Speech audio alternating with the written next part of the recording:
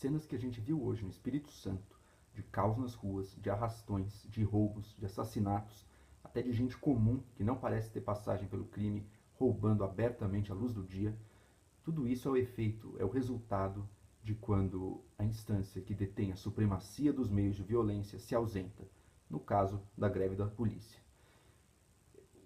Um fato como esse, um fenômeno como esse, deve fazer a gente parar para pensar sobre a viabilidade da anarquia, né? De um mundo em que não exista ninguém que use a violência ou que a violência não seja institucionalizada. E seria um mundo muito desejável. Né? Seria bom, ótimo viver num mundo em que a violência não fosse necessária. Acho que a grande maioria das pessoas concordaria. O problema é quanto ao realismo dessa ideia. Né? Porque veja, quando a gente tira a instância mais violenta de todas, o Estado, o que vem no lugar dele não é a relação harmoniosa entre os homens, não é a paz universal, é a violência, é a guerra generalizada de todos contra todos. É aquilo que o Hobbes, filósofo inglês, descreveu como o estado de natureza dos homens antes da existência de um Estado. E é isso. É todo mundo tentando garantir o seu, é a violência mais generalizada, são criminosos sem nenhum pudor de utilizar da forma mais crua possível o seu poder sobre as outras pessoas. Claro que isso é um primeiro momento. O que aconteceria num segundo momento? Num segundo momento, ali você tem a consolidação de alguns grupos como mais poderosos que os outros, que vão acabar chegando a algum tipo de acordo e provavelmente vão se dividir territorialmente em um lugar onde cada grupo é mais poderoso, e você vai ter a emergência de novos estados ali. Né? O estado sob o qual a gente vive, é sim perfeitamente comparável a um grupo criminoso. Agora, isso não quer dizer que ele possa ser abolido, isso não quer dizer que ele possa deixar de existir. E, na verdade, um Estado como o brasileiro está longe de ser o ideal mesmo para o padrão do que existe no mundo. Tá? Mas mesmo um Estado tão imperfeito quanto o brasileiro é certamente muito melhor do que as alternativas mais próximas que a gente tem para tomar o lugar dele caso ele deixe de existir. Imagine que PCC, que Comando Vermelho vão ser as alternativas mais viáveis que vão tomar conta, ou outros grupos ainda piores, talvez, que tomariam conta se o nosso Estado deixasse de cumprir a sua função básica, que é ter o monopólio, ou pelo menos a supremacia dos meios de violência dentro da sociedade. Então é isso que acontece. Você tem a formação de novos estados, mas provavelmente, quase com certeza, muito piores do que o estado que a gente tem, que bem ou mal, com todas as imperfeições, tenta ser um estado de direito. Um estado em que a vontade de quem está no poder não manda em tudo, ele não pode matar alguém porque saiu com a namorada dele, não pode destruir um grupo porque está suspeitando que eles estão conspirando contra eles, um Estado que tem que se pautar por regras, um Estado que tem que responder a anseios da população via alguma forma, algum mecanismo democrático, como eleições que pode trocar os grupos e as pessoas que estão no poder. Então, sim, o Estado concentra as funções de violência, sim, em muitos sentidos ele se assemelha a gangues, e um PCC em algumas regiões de São Paulo, ou diversas gangues no Rio de Janeiro que controlam um morro, se comportam de forma muito similar ao Estado, inclusive provendo serviços assistenciais. Tá? Então a analogia é muito direta, porque no fundo são fenômenos, são casos individuais do mesmo tipo de fenômeno, da mesma categoria.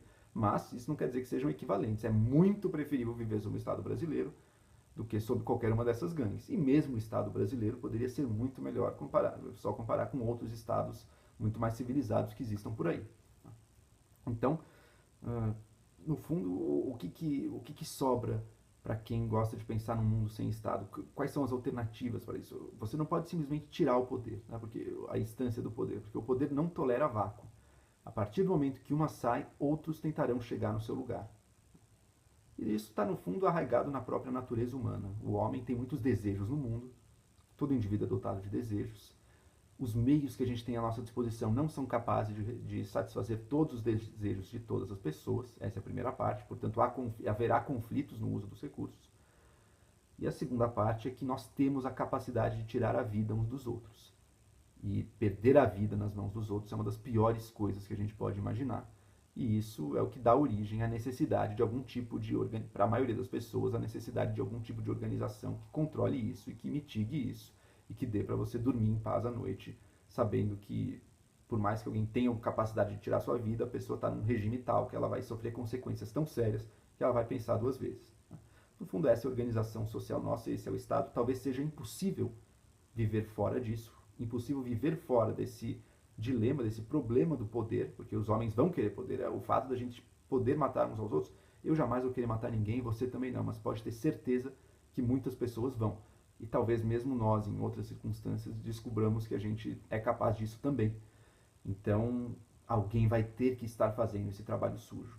E até que a gente encontre uma alternativa, é bom que esse alguém se paute por algum nível de regra, por algum controle da população, por alguns mecanismos formais, e que não seja a violência puramente personalista e generalizada que vale quando a gente tem estados que se comportam cada vez de forma mais pura como entidades do crime.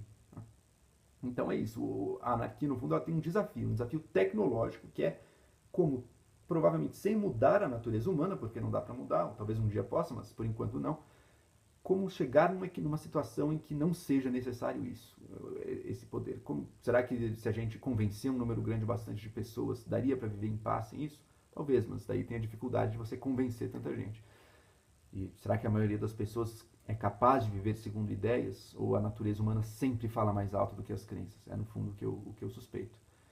Então, quer dizer, o libertarianismo, a ideia da anarquia, vive como uma utopia, como um ideal para o qual a gente tem que tentar se dirigir, porque de fato seria muito melhor viver numa sociedade sem violência institucionalizada. Sem violência, ponto final, mas também que a gente, para garantir a existência da sociedade, não dependesse de meios violentos, não dependesse da institucionalização dela. Tá? E óbvio, com isso a gente não está dizendo que é melhor viver na guerra de todos contra todos, não. É melhor viver na violência institucionalizada do que na guerra total, mas dá para pensar num mundo em que mesmo essa violência fosse desnecessária. Mas ele terá que ser criado, ele não é o resultado espontâneo, natural, da retirada ou do esfacelamento da autoridade organizada. Pelo contrário, o resultado disso é um mundo mais violento e mais burro do que o mundo bastante violento e bastante burro que a gente tem se submetendo ao poder estatal. É uma dura realidade da vida, a gente tem que usar, a gente vai ter que pensar e a humanidade vai ter que descobrir meios. Não quer dizer que seja impossível, já mudamos tanto a forma como isso se organiza, a própria organização do Estado já mudou tanto e em muitos sentidos melhorou, em outros talvez dê para falar em perdas e ganhos, mas é algo a ser criado e não algo que vá acontecer como resultado natural da nossa luta, de uma luta pela liberdade, da destruição da autoridade atual. A destruição violenta da autoridade atual provavelmente produz uma autoridade ainda pior, ou a luta por chegar à autoridade, que é o pior caso de todos. É melhor ter o PCC no comando do que a briga de facções. E o que a gente viu hoje no Espírito Santo, mas já vimos antes em Salvador e vemos em muitos casos do crime organizado, é um exemplo disso. É a guerra de todos contra todos. Não queremos viver nisso. Por isso estamos dispostos sim a fazer grandes sacrifícios, inclusive, como viver sob a autoridade de algo tão ineficiente e ruim quanto o Estado brasileiro.